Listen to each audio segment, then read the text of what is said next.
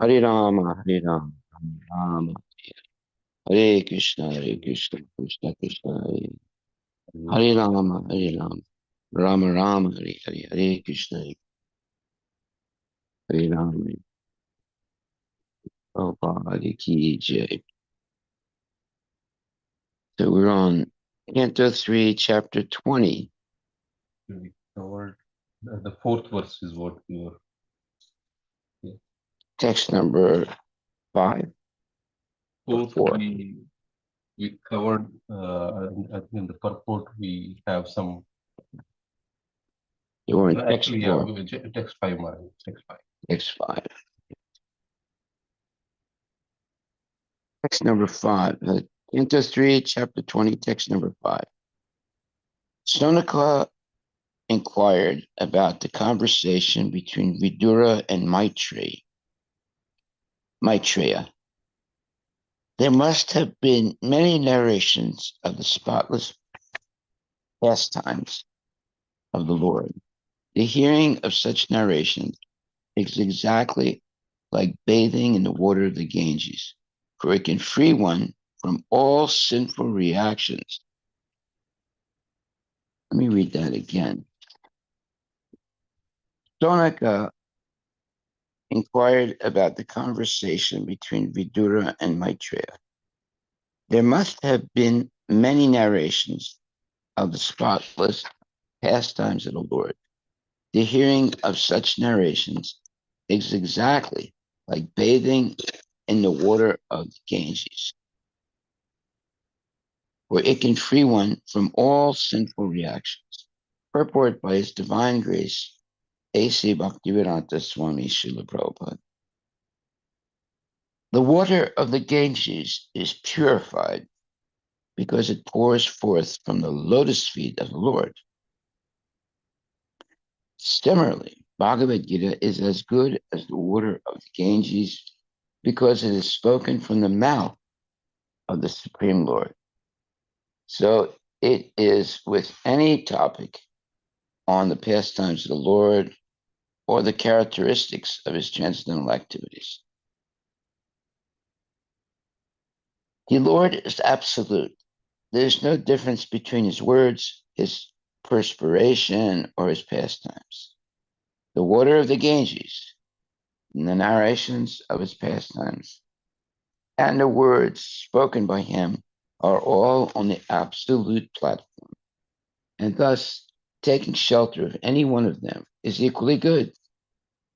Srila Rupa Goswami has enunciated that anything in relationship with Krishna is on the transcendental platform. If we can dovetail all our activities in relationship with Krishna, then we do not stand on the material platform, but always on the spiritual platform. So this is Canto 3, Chapter 20, verse number 5. Sonaka inquired about the conversation between Vidura and Maitreya. There must have been many narrations of the spotless pastimes of the Lord. The hearing of such narrations is exactly like bathing in the water of the Ganges, for it can free one from all sinful reactions. Okay, so the water of the Ganges is purified because it pours forth from the lotus feet of the Lord. Similarly, Bhagavad Gita is as good as the water of the Ganges because it is spoken from the mouth of the Supreme Lord.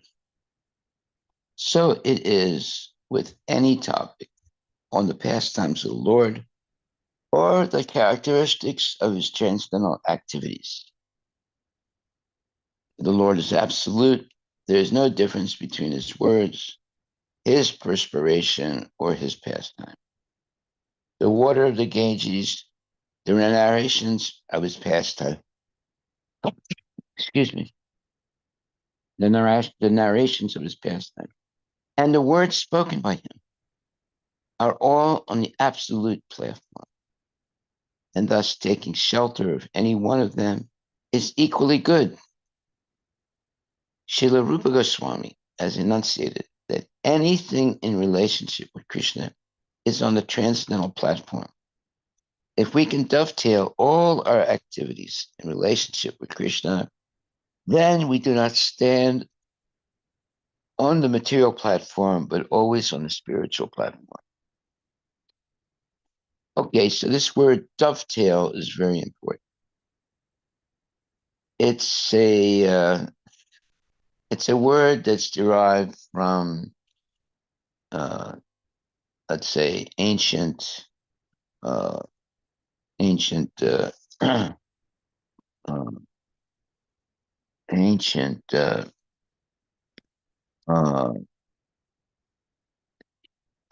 what do you call that? Ancient um, yeah, ancient workers who work without using nails. The Artisans like that. artisans, yeah, they didn't use nails to put things together. They used male and female. Uh, let's say what's called implements. So what does that mean? It means that a male implement will fit into the female implement without the use of either nails or screws or even uh, let's say uh, uh, what you would call what are you, uh, glue. Mm. That's how perfect these old time carpenters were. So this word dovetail comes from the the carpenters, where you put uh, uh, a male uh, form into a female form. You got to see a picture of it, or to understand what that means. Uh, the female form is sort of cut out, and the male form is protruding in to the wood, and you don't have to use glue or anything like that, nails or anything. So this was how furniture was made in previous times. They didn't use glue, they didn't use nails or screws or anything like that. So you had to be, a real good carpenter to be able to do that. And things lasted much longer like that. Yes. This the bird is the same one. I think. Really? This Has the male and female? Uh-huh. Okay. so that guy is coming from here and Okay. Yeah. So nowadays people use nails and they use glue and other things, but previously they took time to uh, fit uh, wood together, and they didn't need nails. They didn't need screws, and it worked just fine. So this dovetailing is very important. It means that we learn how to use everything in Krishna's service by this principle of dovetailing. So, what would be an example of dovetailing and using things in Krishna's service? Well, if you are a musician, so you can dovetail your musical uh, qualifications into Krishna consciousness by chanting bona fide Vaishnava uh, bhajans and and like that. Uh, and then you can also dovetail uh, all the lectures into Krishna consciousness by only talking about Krishna and his pastimes and using your voice and your intelligence uh, uh, talking about Krishna. So you're dovetailing. You're going from you're taking any subject and you're connecting it to Krishna. Um, so here it says, Srila Rupa Goswami has enunciated that anything in relationship with Krishna is on the transcendental platform. If we can dovetail all our activities in relationship with Krishna, then we do not stand on the material platform, but always on the spiritual platform. Why don't you look that word up, dovetail? What does it mean in English? Yes, Maharaj, a joint formed Yes. by one or more tapered projections. What kind of projections? Tapered. Tapered. Tapered projections. Yeah. On one piece which interlock with corresponding notches or recesses another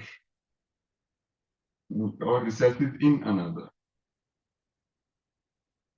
Okay, so there's one thing that's like a male cut, and there's another thing as a female uh, cut. So the male cut is protruding, and the female cut is, let's say, open. And then you fit the male cut into the female cut, and it forms a perfect connection. So this is dovetailing. So you can also dovetail your speeches, dovetail your uh, food, dovetail everything into Krishna by using everything in the service of Krishna. Okay, so anything in relationship with Krishna is on the transcendental platform. If we can dovetail all our activities in relationship with Krishna, then we do not stand on the material platform, but always on the spiritual platform. So what does it say, dovetail? So here it says a dovetail is a type of joinery technique commonly used in woodworking to connect two pieces of wood together. This technique is known for its strength and resistance to being pulled apart, making it ideal for constructing drawers, boxes, and other types of wooden furniture and structures. The term dovetail comes from the resemblance of the joint's shape to the tail of a dove. Tail of what? Of a dove, like the bird dove. Okay. Apparently, that's why it's like the dovetail because it's kind of one side is less and the other side is more. So the types of dovetail joints through dovetail, the pins and tails are visible on both sides of the joint. This type of dovetail is often used in box construction. Half-blind dovetail, the pins are only visible from one side while the tails are hidden. This joint is commonly used in the drawer construction where the front of the drawer shows no visible joinery. And then the secret metered dovetail, both pins and tails are concealed within the joint, providing a clean, seamless experience. This type of dovetail is used when aesthetics are particularly important. So apparently, some places where you can not make out how they're connected. Strength and durability. The interlocking nature of the dovetail joint makes it exceptionally strong and durable. The joint resists being pulled apart and can withstand considerable stress and strain, making it ideal for high use items like drawers. Craftsmanship. Cutting dovetail joints requires skill and precision, especially when done by hand. Traditional woodworkers often pride themselves on their ability to create tight-fitting, precise dovetail joints. While hand-cut dovetail joints are still highly valued, there are also the jigs and power tools available to assist in creating these joints. So, Yeah. So this is a this is a term that was developed from carpentry and the ability to uh, make one thing fit into something else without using nails and glue and things like that. And it was a real art, real art.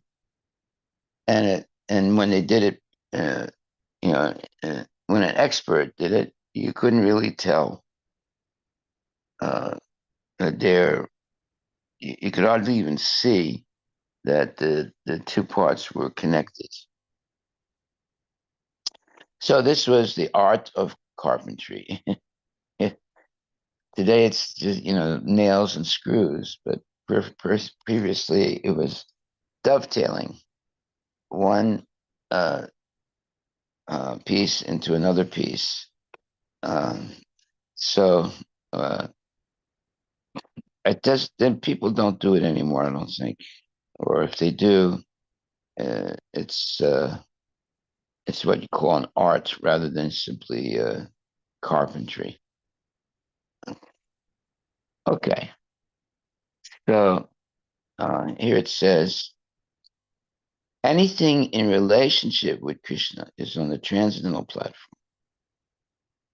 If we can dovetail all our activities in relationship with Krishna, then we do not stand on the material platform, but always on the spiritual platform. So anything in relationship with Krishna is on the transcendental platform. So that means, okay, you're singing, you're dancing, you're speaking, uh, all these things can be dovetailed into Krishna, or Krishna consciousness. You're eating, uh, everything can be dovetailed into Krishna consciousness. So that means that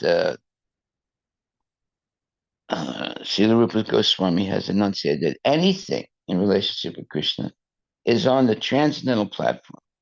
If we can dovetail all our activities in relationship with Krishna, then we do not stand on the material platform, but always on the spiritual platform.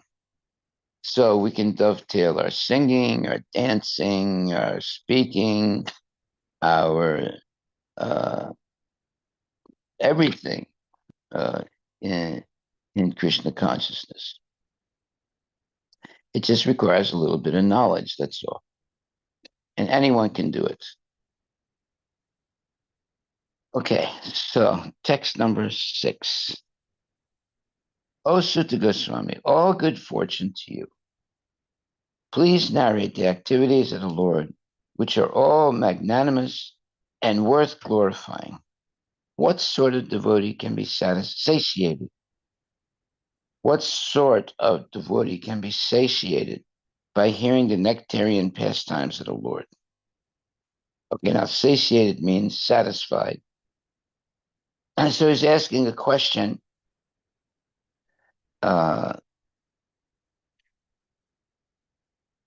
Vidura is asking this question to Sutta Goswami. What sort of devotee can be satiated or satisfied by hearing the nectarian pastimes of the Lord? Purport by Srila Prabhupada. The narration of the pastimes of the Lord, which are always enacted on the transcendental platform, should be received with all respect by devotees. Those who are actually on the transcendental platform are never satiated, meaning never satisfied, by hearing the continuous narration of the pastimes of the Lord. So this means that they're never satisfied, meaning they want more and more. Mhm. It's not a negative thing, it's a positive thing. Mhm. Yeah. Yeah. They're never They're tired. never tired of Yes, hearing. exactly. For example, if any self-realized soul reads from Bhagavad Gita, he will never feel satiated. In other words, he'll never feel that, oh, that's enough. No, he or she will always feel, well, I want to hear more. I want to hear more. The narrations of Bhagavad Gita and Srimad Bhagavatam may be read thousands and thousands of times, and still, without fail, new aspects of the subject matter will be relished by the devotee. Relished means that you will appreciate, you will uh, have more taste to hear.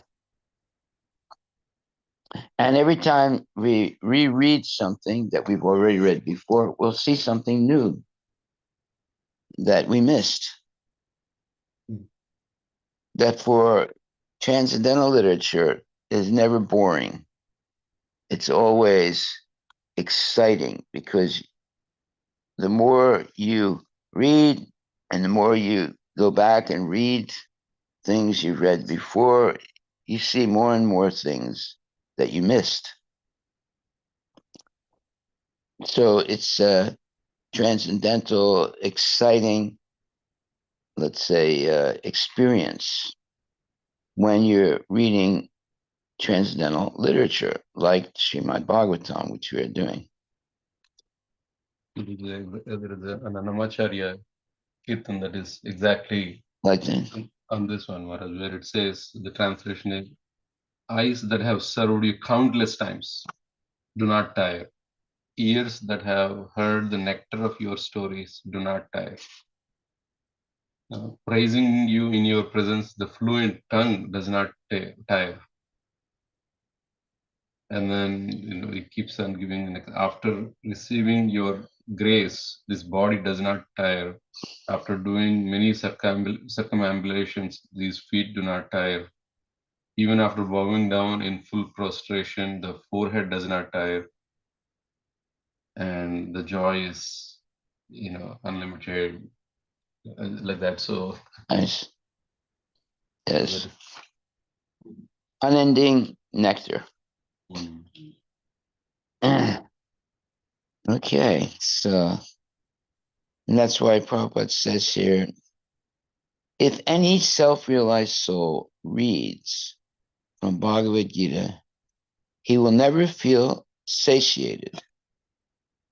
The narrations of Bhagavad Gita and Srimad Bhagavatam may be read thousands and thousands of times, and still without fail, new aspects of the subject matter will be relished by the devotee.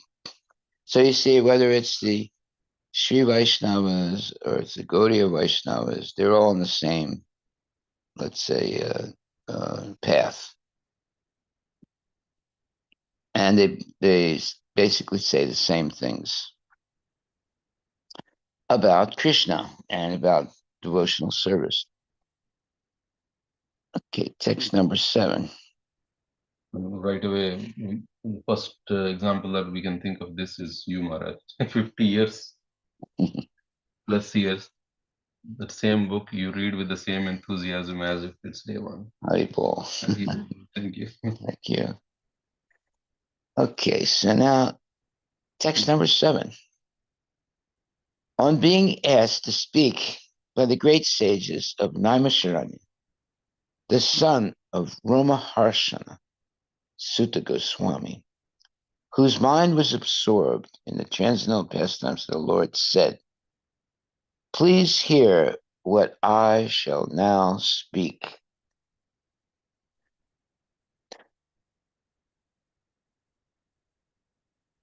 Okay, so Sutta Goswami is going to speak. Why? Because his mind was absorbed in transcendental pastimes of the Lord. Oh, there's a saying, there's a saying, what is that saying? Those who have ears can hear. Well, everybody has ears, right? But not everybody is interested in the subject. That's why he's saying those who have ears can hear. Text number 8.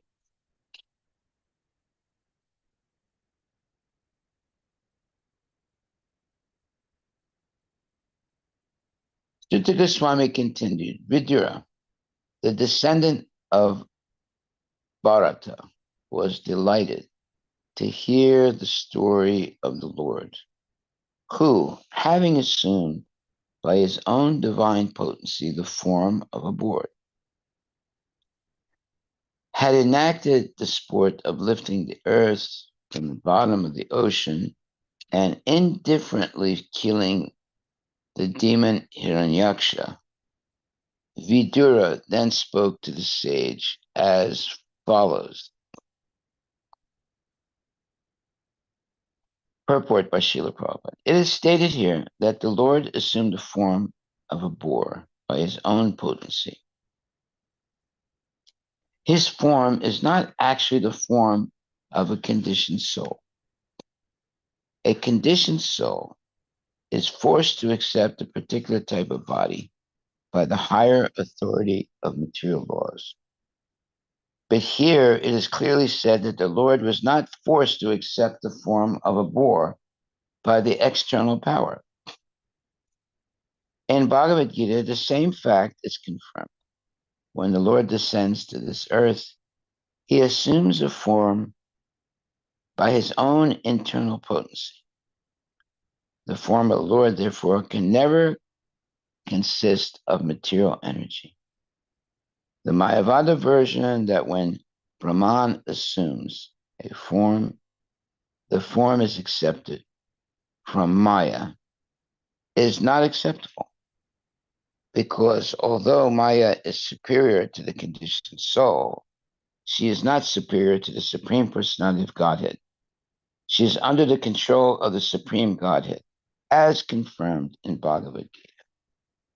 Maya is under his superintendence. Maya cannot overcome the Lord. The Mayavada idea that the living entity is the supreme absolute truth, but has become covered by Maya is invalid because Maya cannot be so great that it can cover the supreme. The covering capacity can be employed on the part and parcel of Brahman, not on the Brahman. Okay, so this is a very important statement because the Mayavadis, they claim that that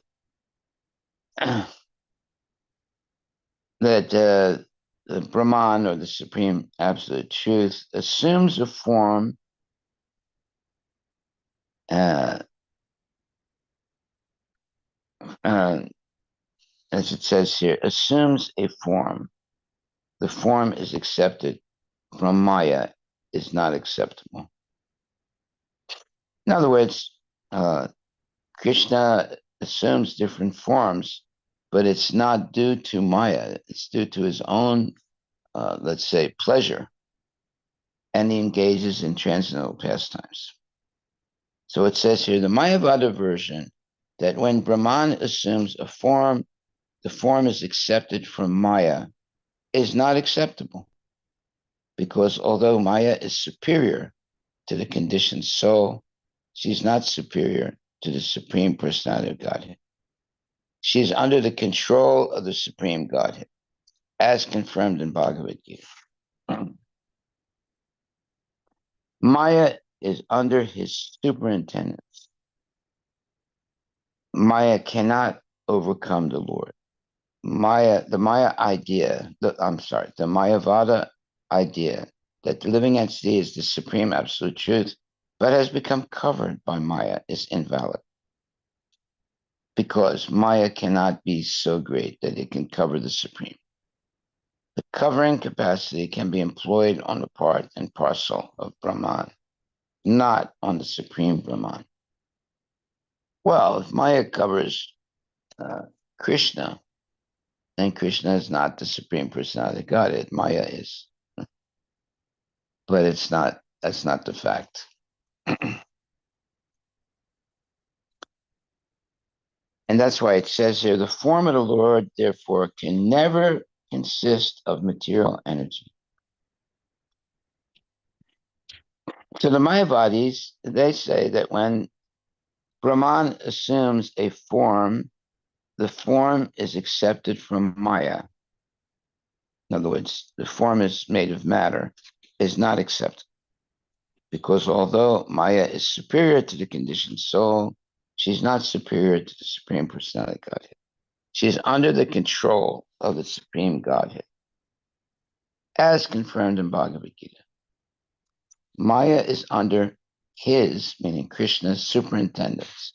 Maya cannot overcome the Lord.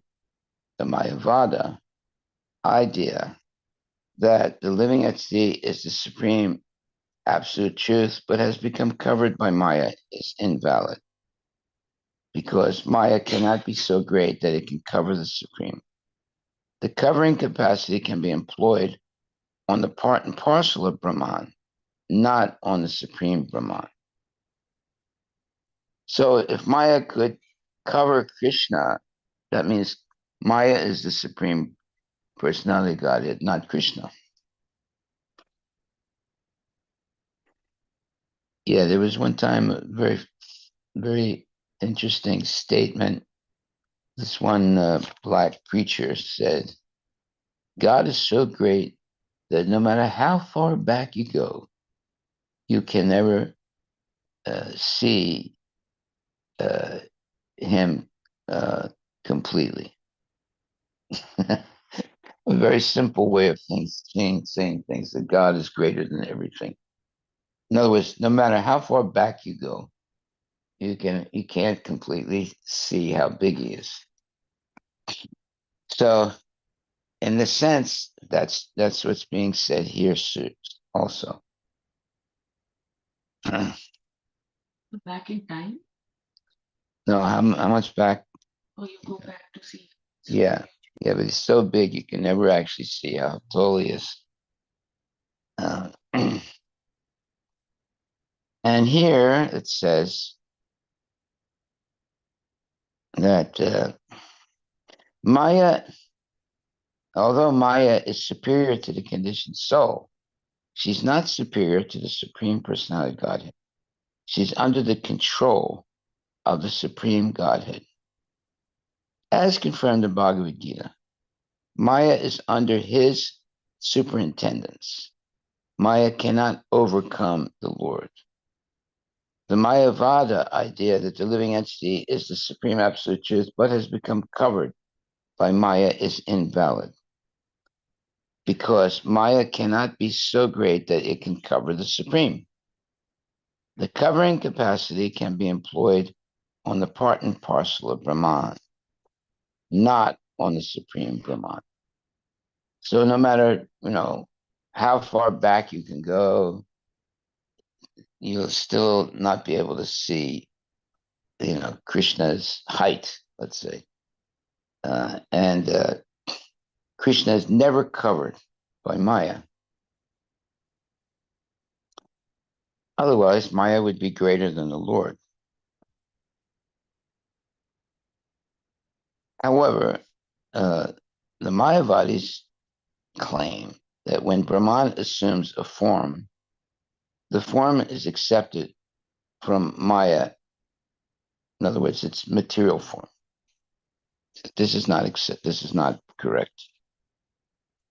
Okay. The covering capacity can be employed on the part and parcel of Brahman, not on the supreme Brahman. So all of us are covered with this material body, but Krishna can never be covered by a material body. He's always transcendental. So if we don't accept that, if we think that Krishna is an ordinary person and like ourselves is covered with material nature or material body, well, then there's no reason to read anything about Krishna because that means he's an ordinary person. So he will not have a material body like this when he comes to this earth. No, he has a body that looks like ours, It's like but it's not like us. It's completely transcendental. Okay, so text 9. Vidura said, since you know of matters inconceivable to us, tell me, O holy sage, what did Brahma do to create living beings after evolving the Prajapatis, the progenitors of living beings? Purport by Srila Prabhupada. Significant here is the word avyakta margavit, one who knows that which is beyond our perception. To know matters beyond one's perception, one has to learn from a superior authority in the line of disciplic succession. Just to know who is our father is beyond our perception. For that, the mother is the authority. Similarly, we have to understand everything beyond our perception from the authority who actually knows. The first avyakta margavit, or authority, is Brahma. And the next authority in disciplic succession is Narada. Maitreya Rishi belongs to that disciplic succession. So he also is avyakta margavit. Anyone in the bona fide line of disciplic succession is avyakta margavit, a personality who knows that which is beyond ordinary perception. Now that's a fact. A personality who knows that which is beyond our perception. Well, how do you know? How do you become a personality who knows what is beyond our perception? You have to be educated by a devotee of the Lord. Then you can also know what is beyond our perception. So without the Srimad Bhagavad Gita and Srimad Bhagavatam and the purports of Srila Prabhupada, we wouldn't be able to understand anything. We'd just be so-called meditating. That's what the Mayavadis do. You go to a Mayavadi, let's say, program, everybody's silent and they're meditating. Have you ever seen that? Yeah. So maybe sometimes they'll chant something, but most of the time it's just meditation. And what are they meditating on? They're not meditating on Krishna. They're meditating on, I don't know, their dog or something else, or nothing. Nothing. They want to either focus on their breath, or basically the idea is to get to that, heartless state. You have been there, or you've seen it. Experience. he went to a program. You did? Oh, good. Okay. Well, it's okay to know. It's always good to know what's not right. And then you don't make a mistake. It is clearly. What did they tell you to do? What did they tell you to do? Obviously, they told you to do something. Yeah. So there are some physical postures that I think there was one that I remember made us rotate like this for For how long? for 15 minutes or something like this. Okay. And then so it's like as much as possible, like rotate like this. Yeah. and then calm down, and then he asked us to focus on our eyeball movement, wherein, like, if the eyeball is if it is moving, that means there is a thought. Oh, okay. That's one thing I remember. And then the length of the breath. It's like, are you breathing fast, or are you breathing as slow as possible? So eyeballs, breath, whatever part of the body are they talking about? Yeah, and then It's all body maybe related, the tip of the nose, right? The tip of the nose, right? and then there was some active meditation. This is like over 2 day. So the first day it was more active. Sometimes it's like speaking gibberish to shouting and speaking gibberish, and without making any sense. It's like just like let go. Let go some expressions, so that you let your body feel light. This is what the narrator is saying. Yeah, and then they go The walk guru, you through the the guru. meditations. These are like Yeah. coordinated meditations over the 2 day program. And so the idea is like somehow you have been developing in your muscles, your body, your mind, everything has over years accumulated all this baggage. So you let it Get out. rid of it. You get rid of it. And then you will start feeling light and calm and peaceful. So that's You can smoke marijuana if you like that. but it's clearly that they make you experience suddenly some calmness.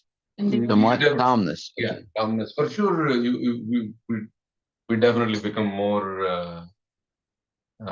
aware of things, because now you have a little bit, but after only coming to Krishna consciousness, what you understand, that's just, it's like what the Bhagavad Gita already talks about, which is maybe you are coming out of the attachment to some other things, but you don't have the higher attachment. Very quickly, we have also experienced within 3 to 4, 5 days, you'll again go back. Because there is no, unless you are maybe continuously doing the same activities. No, but the whole idea is you eventually have to give up everything, sit in a posture in a private place. Yeah, only then it will stay in that maybe zone.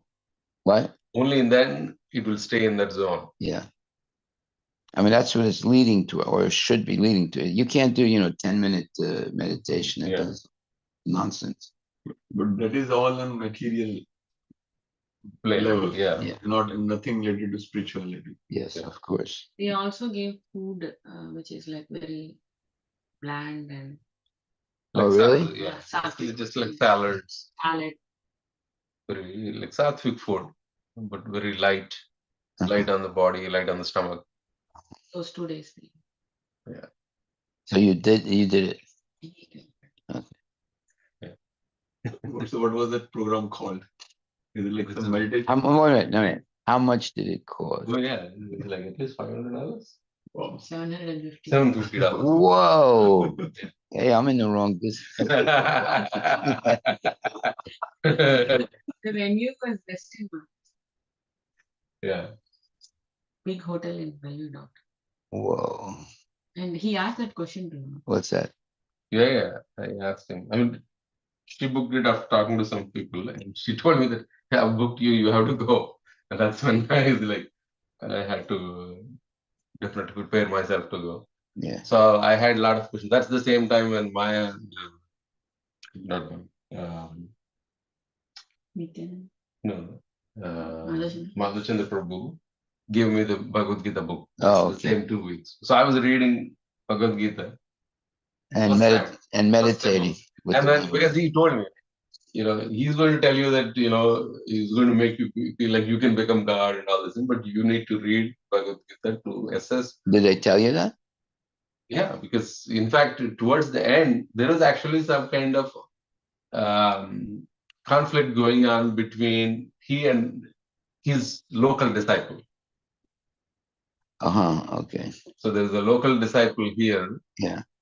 That apparently is trying to create an offshoot, it looks like, away from Nityananda.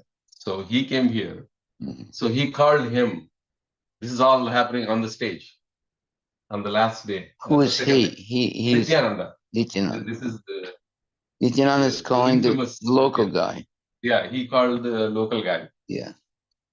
And this is in front of all the people. He basically made him sit at his foot or at his feet and literally, hold his feet. And then, so he basically he told this exactly to everybody. Something like, so all of you who think that this particular guru, because these already started apparently making some followers for himself, the local guy.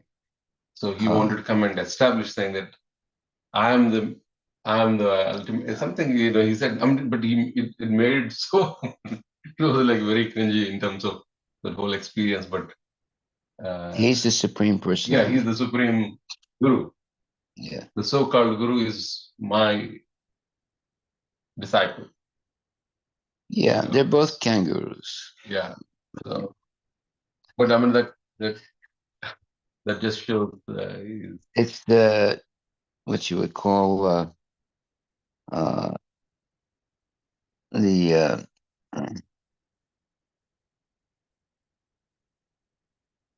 jealousy. Yeah.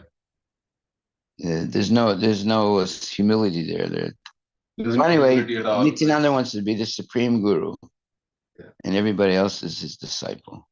And this other guy's There's a threat to him, is a threat to him. and then he wants to make sure that everybody Understands who's the boss. Who's the boss? Yeah. Exactly. And then and this is all happening on the stage with like maybe 300, 500 people. Right. They're all first time. Some of them, many of them, first time, like myself. So the whole experience was like very It's not very spiritual. not at all spiritual. You It was see- about like showing who's the boss. Who is the boss? Yeah. But Maharaj Prabhu clearly told him, you go, but you should clearly distinguish that he is not the God. They will tell you that they will make you feel like God. And then he asked him to specifically read Yes, like the 6th chapter and the 12th chapter A Bhagavad Gita. of Bhagavad Bhagavad Gita. Gita. So that that's where the yogi versus who's the yogi Huh? versus who's the god. Because they mix up all these things. And Well, you see, Nityananda he was very brilliant, not brilliant, but a very clever person. He was saying, I have not come here to say that I am God. exactly. I have come here to tell you that you are God. Yeah. So that's what, all nonsense people like to hear. Yeah. I am God. So every one of these so-called gurus have their own, let's say, specialty. Yeah. Just about like a month or 2 months later, his whole episode. I mean, he got public. caught. He got caught. Yeah. Yeah.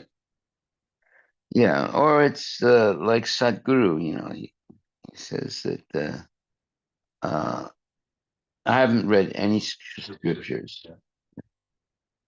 So Yeah, he says something like, "My own wisdom has served me well.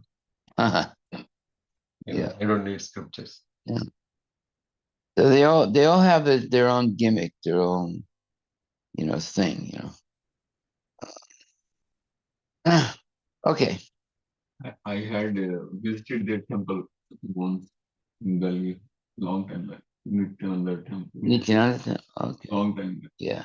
I don't remember now, but I think there was a big Picture picture of of Nityananda, very big. Yeah. It's actually above Balaji. Was it Balaji or Shiva? Shiva. Shiva, I think. So he puts his picture above him. Very big, I think. I have to recollect, but it's not very big. I was Well, not that's sure. giving you an idea who's the boss. I was not sure like why this so big picture is there, but Because he's greater than everybody. it's very difficult to understand. And he hasn't stopped. He's still going. No, but he is in a different Yeah, I mean, he has, I don't know, I think he got enough money for this lifetime, like retirement plan. He's got in an island, but still, doing sometimes these videos. Well, he's hiding out from being arrested. Yeah. So he went somewhere, on an island that he bought off the coast of Costa Rica or somewhere, not Costa Rica, off the coast of South America, where they can't touch him. They can't be arrested. It's very unfortunate. No, it's fortunate that he's left. He can't do as much damage as he's done before. You want to look him up where he is now? Ecuador, Ecuador. coast of Ecuador. Okay, off the coast of Ecuador. Ecuador. Yeah. Yeah, they're so tricky. I tell you, it's amazing. He made the name of that island is Kailasha. I love it. Yeah. South America. Kailash, and there are some videos about like he's started a university. Actually, we should share with you some of these videos. They're funny. Like if you want any program, whether it's spiritual or this one, so he's opened a university, Kailasha University, and there are also passports. He's issuing passport to Kailasha. Oh. I don't know how they. He's announced that as a country. I don't know whether it is bona fide. Well, he got away with that for a certain period of time, and then people realized the whole thing was a hoax, so they rejected him. He got into the United Nations as a independent country, and he had these ladies that were representing him in the United Nations. But then the whole thing collapsed. He's very, very tricky people. Kailasha is considered a micronation.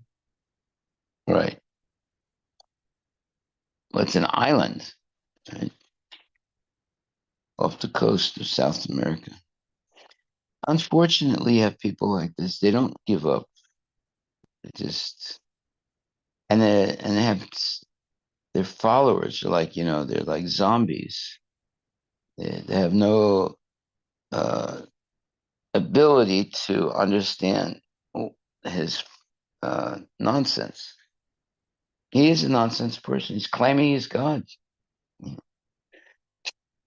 And just people believe it. I mean, many times his disciples came to see me. This is years ago. They kept telling me, "Oh, you have to come and see him. He's the present avatar. I mean, he's God, right?" And I'd say, "Well, okay, thank you very much for inviting me. I might be busy that day. I'm sorry." They came like 3 or 4 times. His disciples tried to convince me that he's the present avatar, and I should come and surrender to him. It's like very sad. Okay, so what time is it? It's almost time to finish, right? Are there any questions anyone would like to ask?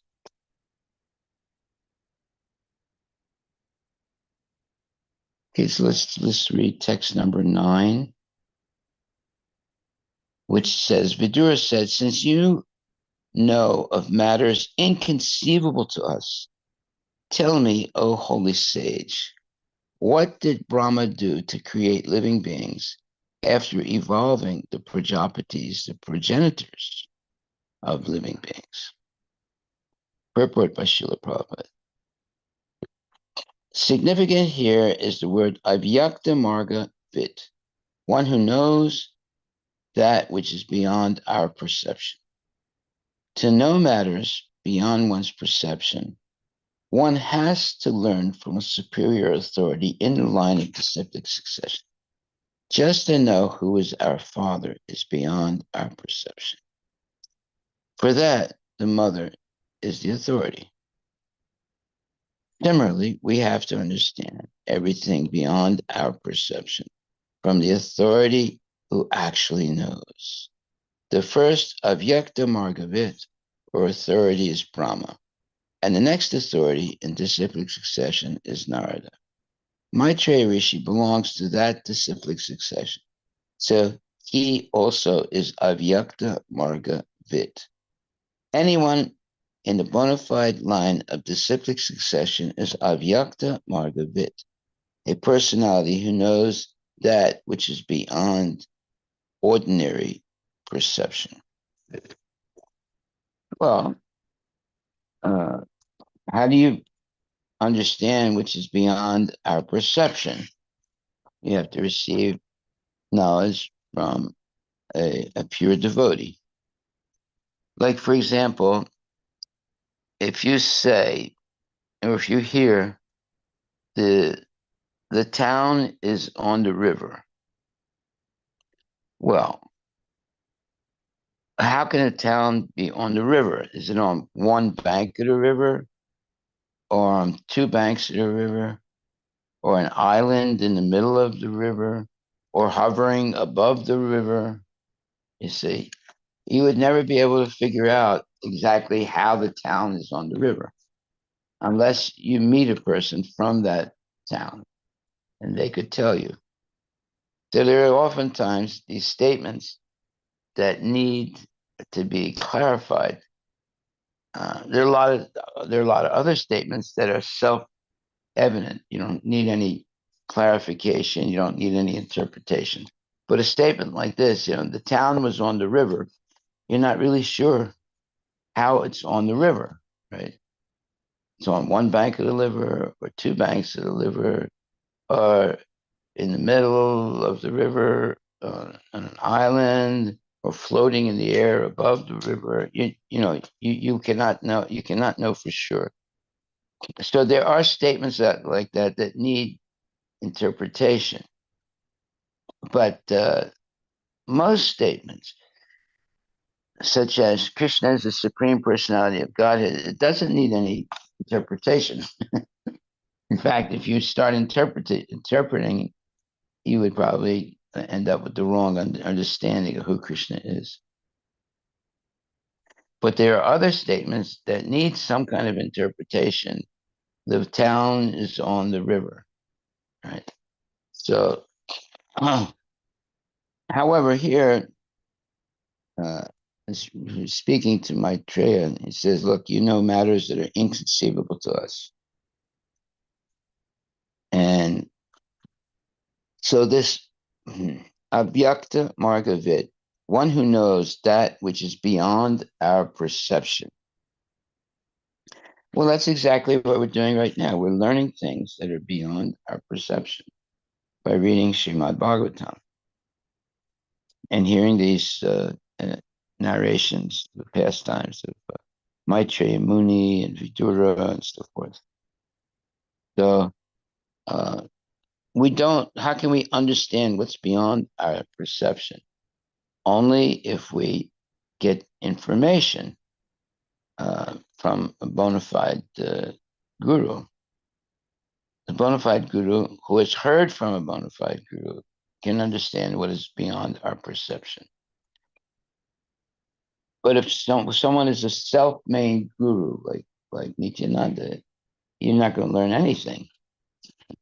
You're only going to learn that, he ripped you off for a lot of money. So, by the way, you went to one of his programs? Mm-hmm. How much did it cost? $750. Unbelievable. Yeah. Yeah, something like at least 500, something like that. And I know that Sadhguru's program, which some of our other friends have gone, it's $10,000 or something. Inner engineering. Inner engineering. Yeah, Yes. that's a 3-week program. Mm-hmm. And it's Food and stay, everything. Like 3 weeks they will be out. Yeah. Wow. So it's like 21-day program, something like that. Right? Is that, you can check. No. And he makes about $100 million just with that program every year. Just with that.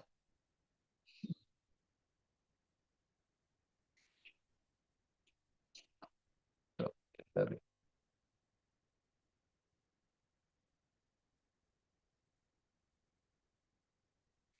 inner engineering. Yeah.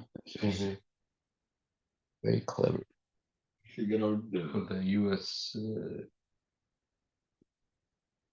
375. no, there is a 21-day program. Maybe now he's created much more affordable programs.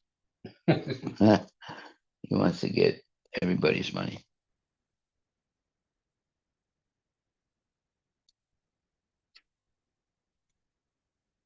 I wonder if he pays income tax. If he doesn't, they're going to catch him and put him in jail. Then he can go join Nityananda on his island. Hmm. They can argue with each other who's actually the supreme God. Someone specifically who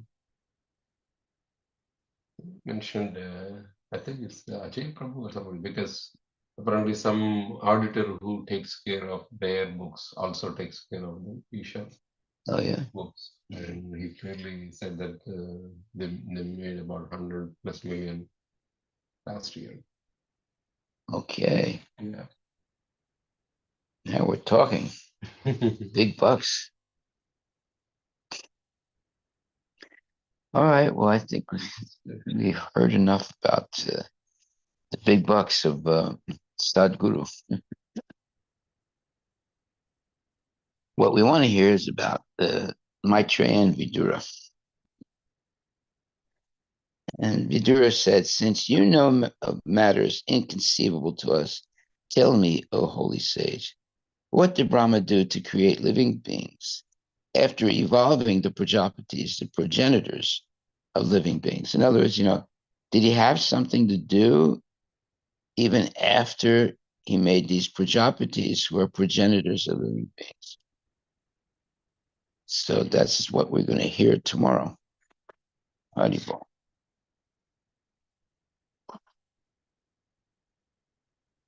At one point it was much higher. What's that? At one point, now it's about 2,000 reduced to 7-day program. 4-day program. But at one point it was a week program How much you had to pay? for 3 days. 2,000. So 4 days. For 7 days. Yeah. $2,000 for 7 days of nonsense. He keeps going down.